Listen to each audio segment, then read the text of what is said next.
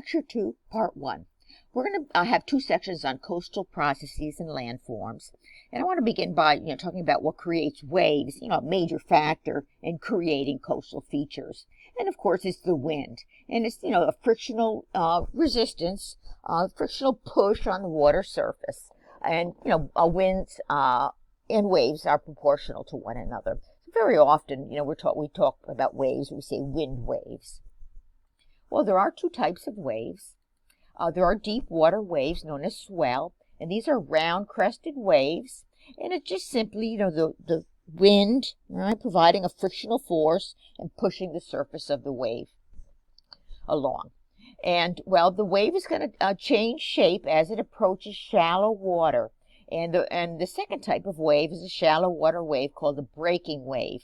And what winds up happening is the swell is going to start approaching the shallow water, and it's going to slow down. It's going to feel the frictional resistance with the bottom. And so that swell wave shape, that form, is going to surge upward as it slows down. It's going to become taller and unstable and eventually break. And so waves definitely change shape as they approach the shoreline. I want to move on to another thing about how waves change direction as they approach shoreline. And it's called wave refraction, and it's a wave bending phenomena, and it's the bending of wave crests as they approach the shore, and it's all due to differences in the bottom topography. And I'm going to give you an example of what we call a rocky headland coast. And this is very typical of the west coast of the United States, where you've got big cliff headlands and then beaches of varying sizes in between each headland. And here's kind of a plan view. Here's the big cliffed headland and then the beach. What's going to wind up happening? Here we've got maybe a straight line incoming swell wave crest. This would be the wave crest. And it should kind of make sense that you've got this headland jutting on out. There's going to be shallow water adjacent to it. And so the swell wave crest is going to start to slow down because it's, feeling the bottom. And, eventually you'll have the breaking wave. But at the same time that this incoming swell wave crest is probably going to continue at its same water velocity because chances are it's going to be deep water here where you've got the land, further on back. And so you're going to wind up with this wave bending phenomena where the wave slows and where the wave continues at its same forward velocity. And so what you wind up with, at least along irregular coastlines like this, are the waves kind of, bending, in kind of the same shape, as the coastline. Well, this has major ramifications in terms of erosion and deposition along the coastline.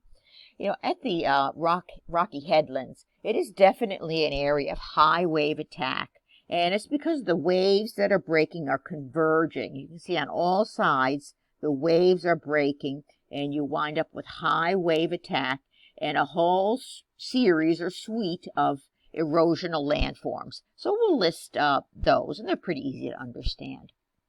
Now, in the bay, as it turns out, you kind of imagine each breaking wave, is going to hit here and hit here, maybe one in the middle. But the waves here in the bay are diverging, and that's going to lessen water height. And so what you wind up with, right, is lower water levels and lower water waves.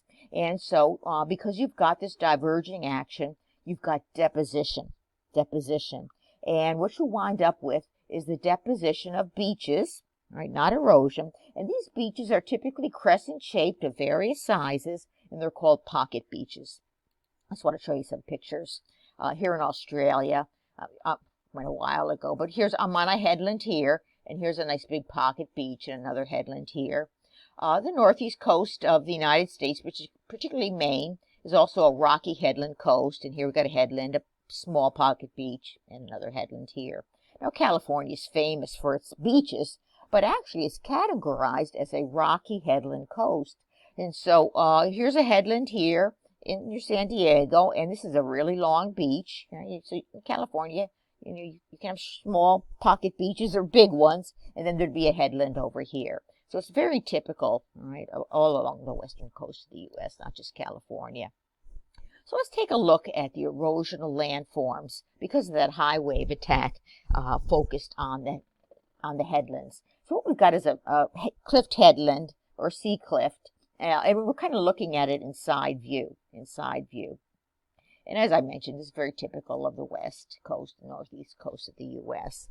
And the first landform that's going to be created is kind of an indentation or a notch at the base of the cliff.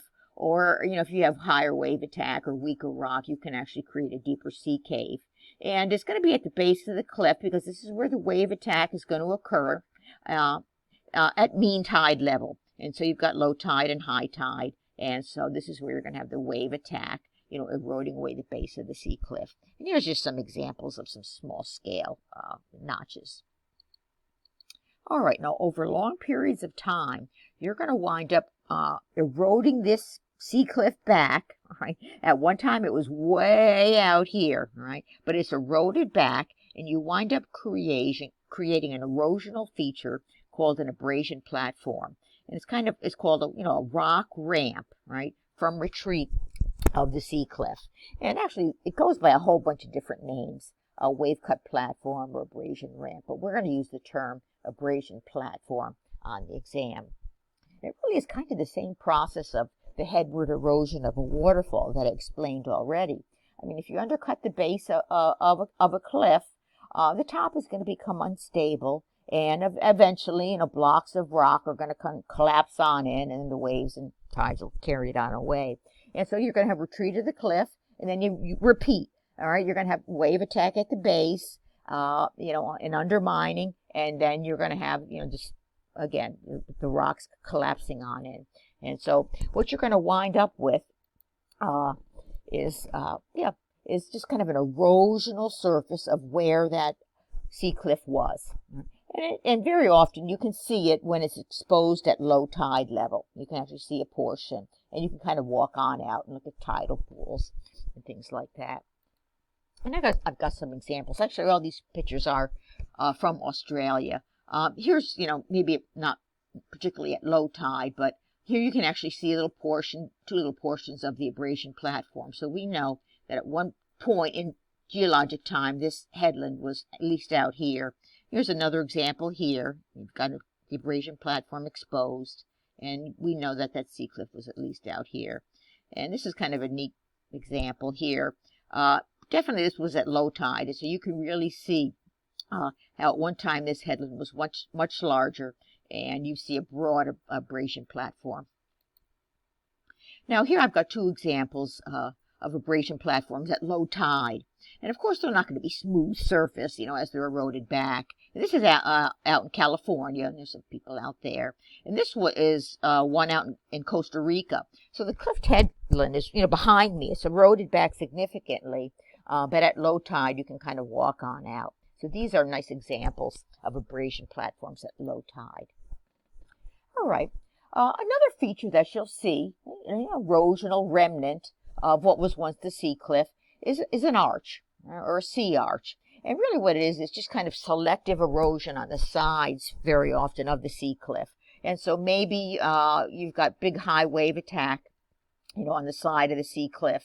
And eventually, through the pounding of the waves and, the natural joint spaces in the rock, you'll eventually hollow on through, and you can create a sea arch. Right, and so you'll see sea arches. Both of these are out in California, near Monterey, California. So they're kind of make coastal areas pretty. And then actually a final feature of the erosional retreat of a headland is a sea stack. Right, and sea stacks can form in two ways. They can form by the collapse of an arch. Invariably an arch is unstable, and so you just have kind of the standing legs of the former arch. Or you can just simply have selective erosion, right, of a rocky headland. And so these sea stacks are probably maybe some, stronger rock, it could be rock structure, and just selectively, eroding back and leaving these erosional remnants here. Now, this is in the English Channel, the White Cliffs of Dover in England. And you can see an arch right here. All right. So there was some selective wave attack. And but I would bet that the cliffs at one time extended way on out here where we have the sea stack. And probably the sea stack was an arch at one time, right? And it eventually collapsed as the sea cliff retreated. And so there are two ways to form stacks. All right.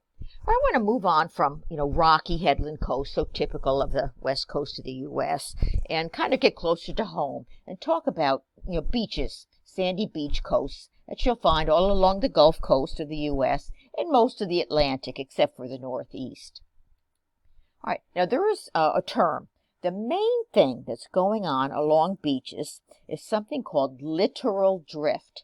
Now, the term littoral is just a general term for coastal, something going on along coast, right? And the term drift is just a general term in geology for sediment, right? And so, really, this is not earth-shattering, but really, what the main thing going on along beaches is the movement of sand along the coast, right? And that's what it is. Now, there are two components to littoral drifting, and basically, it's the movement of sand on the offshore. That's where we're going to start. And then we'll move on to the second part where you've actually got movement of sand along the beach. Okay. And so the first part is movement of sand by the longshore current. Now, a longshore current, here it is illustrated here, it's a current that's parallel to the coast, and it's capable of carrying tremendous amounts of beach sand.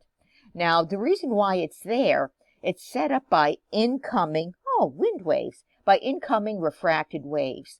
Even, next time you go to the beach and you're along a straight beach, I want you to take note that it's very rarely to see the waves, the breaking waves, or the surf coming in perfectly parallel to the shoreline. All right? It's very, very rare. Usually the incoming waves are coming in at a slight angle.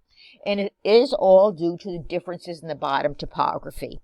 And so somewhere in the offshore, there's probably a canyon. And so you've got a deep area where the wind will continue or the wave will continue at its same forward velocity, or some high area, maybe some sandbar in the offshore, and it'll be shallow, and then the wave will slow on down. So very often, even along a straight beach, the waves will come in refracted due to differences in the bottom topography. Right. And you can just kind of see that since the waves are coming in at this angle, it's going to hit the beach, and the momentum is going to create and set up this longshore current. And I have so many times been caught in the longshore current. I mean, you go, you set up your beach towel, whatever you set up for the day, and you go in for a swim. And next thing you know, you're swimming, around, and you say, "Where am I?" And so the longshore current invariably is carrying you down current, right? And so the longshore current can be very, very strong if it's a very windy day, like a red flag day. You'll have, high, wave attack, and those waves are pushing along the shore and creating a very strong current. All right. The second type the second proportion or part of littoral drifting is beach drifting, right? And that's just the movement of sand along the beach by swash and backwash. And swash is kind of an uprush of water and sediment at an angle, at the same angle as that incoming breaking wave. So after the wave breaks, you're going to have an uprush of water and beach sand at an angle. And then, within a second, it's going to drain back. All right, that water and sediment is going to drain back as backwash. Now, the thing is that you have a breaking wave every 2 to 3 seconds. So immediately that backwash is going to be hit by another, incoming breaking wave, and swash and backwash, swash and backwash. And so ultimately you're going to have the movement of beach sand in the same direction as that longshore current. And so that you've got movement of beach sand, all right, onshore, and then you've got the movement of beach sand, of the longshore current, all in the same direction. And so that's littoral drifting. Now, there's a feature that I want to mention, and you've probably noticed it if you've been to the beach. And it's a man-made construction called a groin. All right, it's a funny name, but it's usually made up of concrete or big boulders that are jutting on out perpendicular to the shoreline, to the beach. And what's been going on, since the end of the Ice Age, the last 10,000 years, and due to global warming, sea levels are rising and have been rising, since the end of the Ice Age. And so since sea levels have been slowly rising, when there are storms or hurricanes, you have major erosion of the beaches. Now, of course, coastal communities, rely, on tourist money, and you've got to have a beautiful beach to attract people. And so to stop or mitigate the erosion is the placement of a groin. And it's kind of a crazy catch-22 kind of thing. If you put in one groin, you've got to put in another one. You'll never just see one groin. And what the process is here we've got the littoral, drift moving kind of towards the top. And so the purpose is to try to trap that sand movement, along the beach and, in the longshore current. And so you're going to wind up having deposition. You're going to trap that beach sand, make a nice big beach on the updrift side. But what's going to happen on the downdrift side? Well, it's already caught the beach sand, and so you're going to have erosion. And so what you've got to do is you've got to put in another groin to try to trap whatever sand is moving. And so you'll have another groin and another groin and another groin. And it winds up, turning into a crazy situation. And like I said, you'll never just see one groin.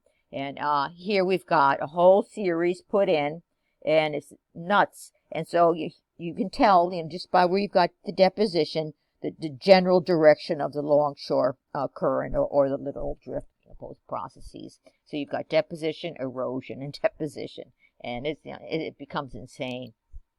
I've got another example too. So you can always kind of tell the direction of the littoral drifting, by the deposition on the updrift side. And here's a couple of groins here. And here's a picture on the ground at Galveston in Texas. Not much beach sand here, all right, but actually this is the updrift side, and so you got kind of a little bit of a beach here. And you can see on the downdrift side there's really no beach, and there's another groin jutting on out, and I don't really see too much there.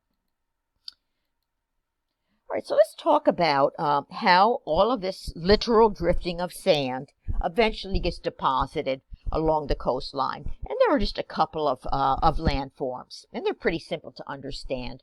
The first landform from the deposition of all that sand moving is something called a spit or a sand spit. And it's just when maybe you've got a change in direction of the shoreline, and you've got the littoral drift, continuing. And so you've got an area of quiet water since the land is now farther away. And so now basically the sand is going to be deposited.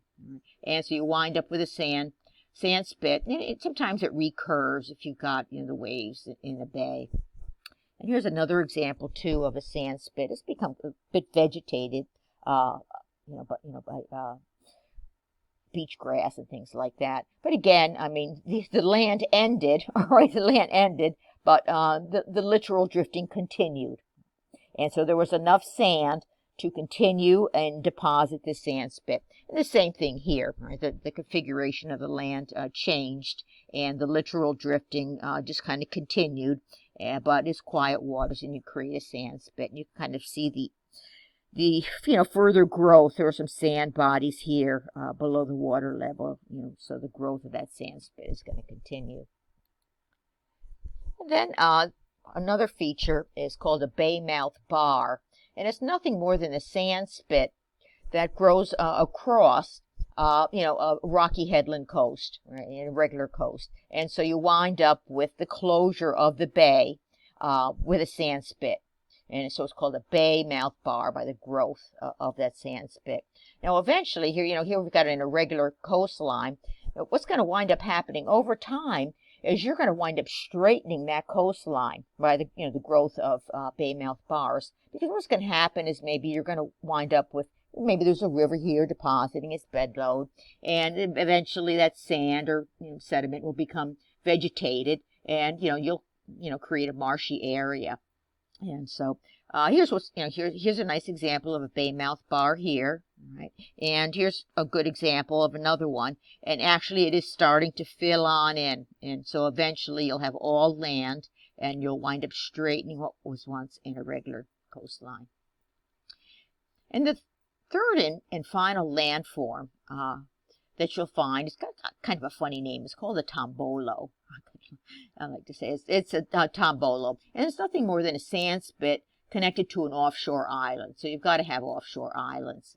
And so what's going to wind up happening is, you're going to have quiet waters, behind the island.